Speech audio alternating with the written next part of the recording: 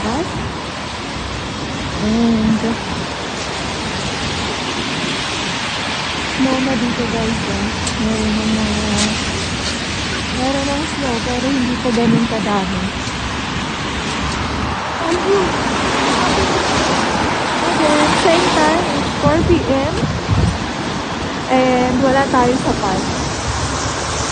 Nandito tayo ngayon sa main highway. Nakasama tayo ng mall. And today, gusto ko ipakita sa inyo some of Russian food. Hopefully, wala siya ito tayo pagkain.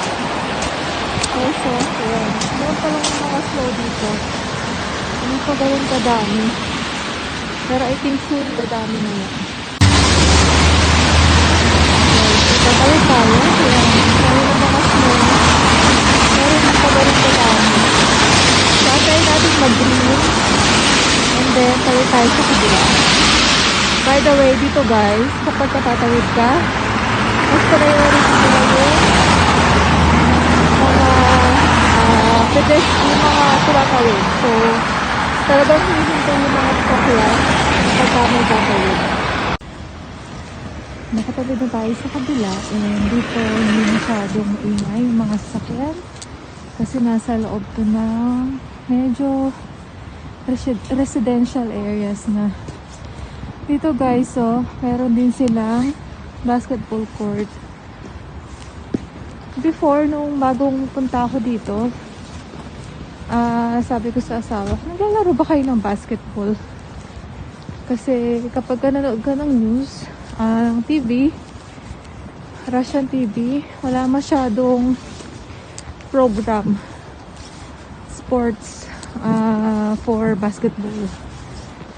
Pero yes, they're playing it. Meron silang court kapag may mga bata na gustong maglaro. Pero I think hindi siya ganun ka-popular like sa atin dyan. So, onti lang yung mga naglalaro. 4 p.m. again dito and ayan, pansin nyo madilim na. Dahil yan sa shorter days na kasi dito. So, mas mahaba yung gabi kaysa sa araw. And damp yung daanan kasi nga maulan and start na ng snow. Pero alam nyo, hindi to tulad last year because last year around this time, second week ng December, makapal na yung snow. Pero ngayon, paunti-unti. Like today, umulan ng snow pero natunaw lang din. Ayan o. Tunaw na yan sila. So, iba yung klima ngayon kumpara last year. I'm not sure kung kailan dire-diretsong ulan ng snow. Probably, pa yan, by 3rd week pa ng December. Pero for me, mas okay kasi ayaw natin ng sobrang lamig. Do ngayon sobrang malamig na rin talaga and kailangan naka winter jackets ka na. Guys, yan yung mall. Kita nyo ba? Yan, sa right side. Less than 10 minutes walk. And andun na tayo sa mall. Guys, andito na tayo sa loob ng mall. And kung makapansin mo, ang dami ng mga paninda and decorations for Christmas like this. Cute. So, kung tatanungin nyo kung nag-decorate din sila dito for Christmas, yes, nag-decorate din sila. Pero, they don't celebrate yung December 25. Kasi halos lahat dito Orthodox. Ang kanilang Pasko ay January pa, no? So, late. Pero, buhay na yung spirit ng Pasko. Ayan. Ang daming mga for decorations. Ako naman, hindi ako bibili ng pang-decorate ngayong year. Kasi meron na ako from previous year. So, yun na lang ang ating gagamitin para hindi na tayo bumili. Nung nakaraan, bumili ako ng ganito para sa pinto. Okay na yun. Yun lang yung bibilihin natin. Ang cute nito, oh. Pang Pasko. Pang decorate. Sa couch. Magkano? 999. So, magkano yung sa peso? Nasa 800. 700, 800 pesos. Pwede na yung pang-decorate. Tulad sa atin, meron din silang mga ganito. Ayan, garlands. No? Mura lang. Ayan, 69.99. Ito, 89. Hindi ganun kamahal. Meron din silang pang-bata. Ayan, ganito. Ayan, hairband. Meron din. Cute. No? Hindi rin mahal. Ayan, mura lang. Christmas party. I don't know kung uso rin ba dito Christmas party. Pero meron din sila, oh. Mga costume. Ito, mga Santa Claus. Santa Claus hat. Yan. Meron din sila. Mura lang. 100 pesos lang. Lang sa peso.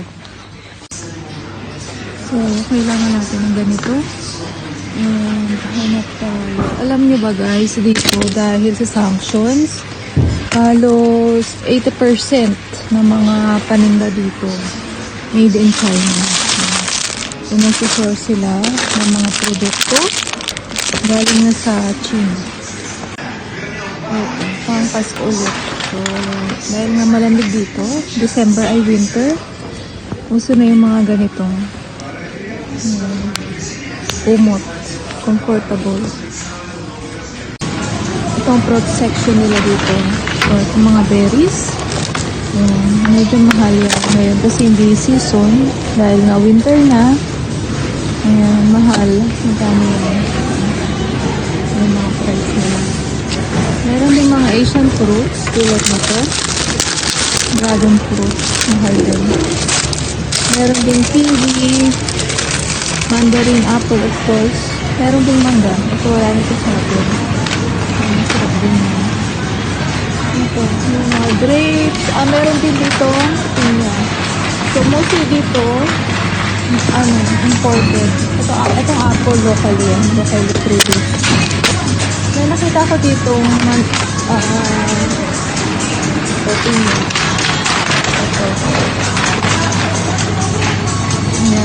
Ayan din pinya. Pero tingnan nyo guys, so, diba pag ganito sa atin, di pa yan ganun kahinog. So, ayan, binibenta na nila yun. Pero naman ito, pero hindi naman maganda. Ayan, hindi na siya, parang hindi na siya okay sa akin. Punta tayo ngayon sa food court nila. Tayo tayo na makakain. Dito guys, ang mga mall nila, meron din food court. Kaya din dyan sa, meron din area kung saan pwedeng kumain. So, ito tayo sa pinakataas itong hall. Order tayo na makabot. Meron tayong cherry pie and chocolate shake from Makdo. Makdo yan before sanction, pero dahil nga may sanction, pinalitan nila, rebranding, tapos na i-touch ka na yung pangalan niya. Pero menu-wise, it's same, burger, fries, kaya meron silang, sa atin naman may peach pie, dito cherry pie. And then, mga drinks, same lang din. Kain tayo. So, ito ang ating dinner. Rice with chicken from Vietnamese restaurant. Ang ating shake. Kain. Kwentuhan tayo guys habang kumakain. So, dito sa Russia,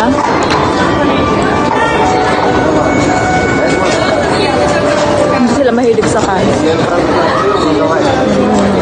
Ang staple food talaga nila ay diretsa and tinapay.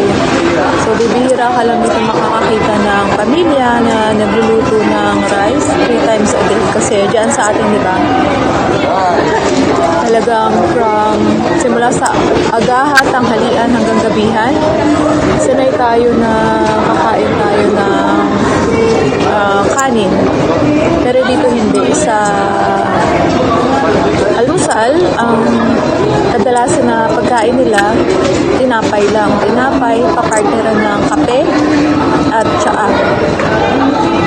Sa tanghalian naman, ang kadalasan ay soup. Soup, papartneran ulit ng tinapay. And then after, meron sila palaging tea time. Kung saan nagsasaka sila and may kapartner na tea. So, ganun, no? Very different.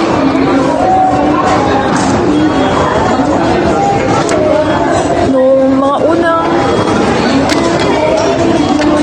taon ko dito, hindi talaga ako sanay na yun na yung kinakain. Lalo na pag tanghalian. Kasi sa atin, sabaw, kasama lang yan sa iba pang pagkain like kanin na ulam, no? Pero dito, yun na talaga yung pagkain nila. Sabaw, plus,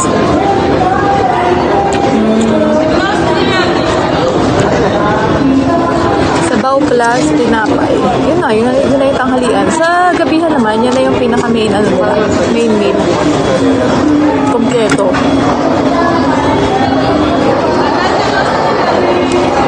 Yung ulam nila, kung sa atin, meron silang either beef, chicken, isda, and then papartneran niya nila ng grilled siya, buckwheat, o kaya naman ay patatas. Patatas or pasta. Ayan yung typical na dinner nila dito.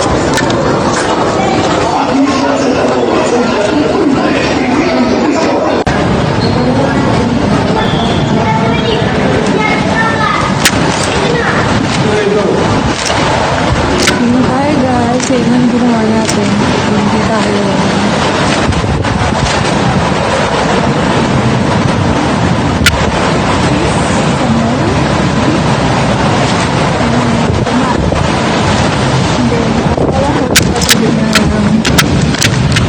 Cherry pie from Macdo. Yung mga dekorasyon na dito.